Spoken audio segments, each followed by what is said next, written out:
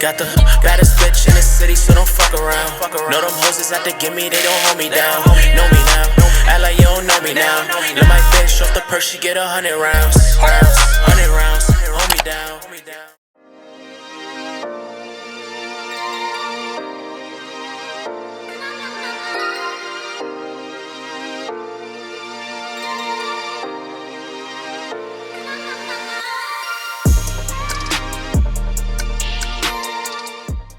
Hey y'all, welcome back to my channel. So today we are working with WestKiss hair. They sent me a 250% density 26-inch frontal wig. You're never gonna see it. And the lace was transparent. You're never gonna see it. I feel like with a lot of companies that I work with, it's always like there's always a catch. Like either the lace is not transparent or the wig is like super thin, or the frontal is only 13x6 to the point where you only get a little bit of point space on the side. I just be so over it. But with this wig, it was a little bit different. I literally got everything that I wanted. And y'all already know I keep it super real with y'all. And I'm just letting y'all know, so far, so good. One thing I learned when curling any type of hair is if the hair is straight, you should wet it a little bit, get it a teeny bit damp, and then blow dry it. Or if the hair has any type of wave in it, before you want to curl it, you blow dry it straight. This keeps your curls very bouncy, very luxurious. The luster is very important, especially when you're curling any type of hair that had a wave or a curl in it. You always want the luster to be 100% on point. So that's a real big major point that I've taken from this class that I took. And her results from doing this was amazing. So I've been following that step ever since. Now, I got this flat iron from Ulta, and it's called the T3 barrel something, or the T3, I don't know, but I'm going to link it down below. And it is a little bit pricey. It's about $120 to $300 depending on which exact one you get. And this is my favorite one so far. I have a million curling irons. I have a million flat irons. But I have my faves, and this is definitely one of my favorite ones. Now, this one is better for finer hair, but for more coarse hair, I would recommend the Babyless curling iron. And to each his own, whatever works best for you was, whatever. But out of all the curling irons that I've used, I know what works best for which. But I really wanted to talk to y'all today about this one specifically. So if you don't mind spending a little coins on quality, I would definitely recommend this one or the Babyless one, which is what I'll also link down below as well.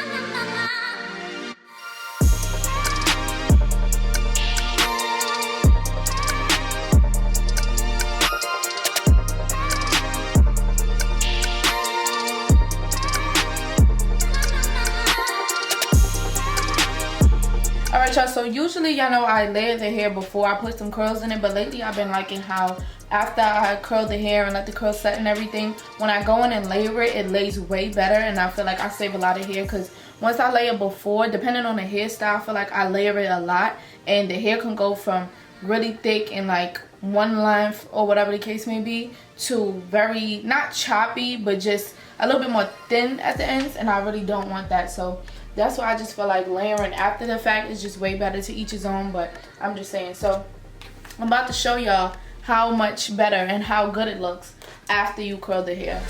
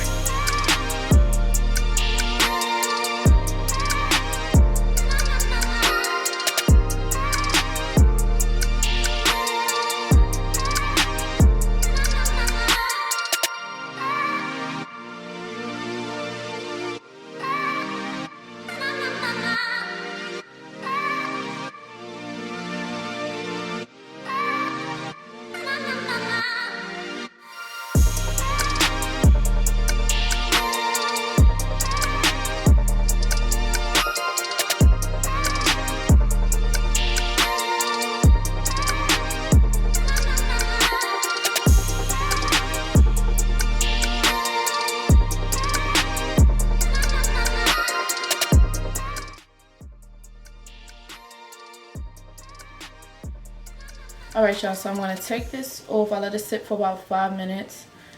Let me just take this off. Okay, I just like, I do want to play with them for a second and like comb them out and around, stuff like that.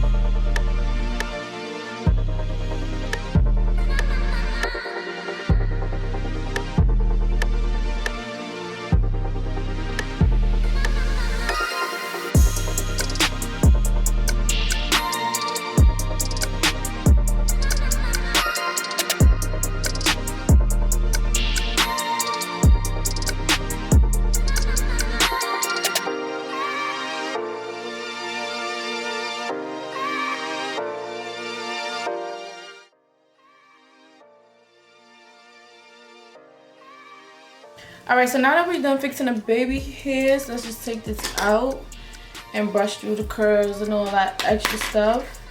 I do realize that when I try to do curls on longer hair, they just get they don't last as long compared to if you do it on like 24 inches and down. They stay big, voluminous, and bouncy. So I literally hate that. I just feel like whatever I do, it just doesn't last that long. Spray it, put something down to hold it, something, it just doesn't stay, and I don't know why it does that.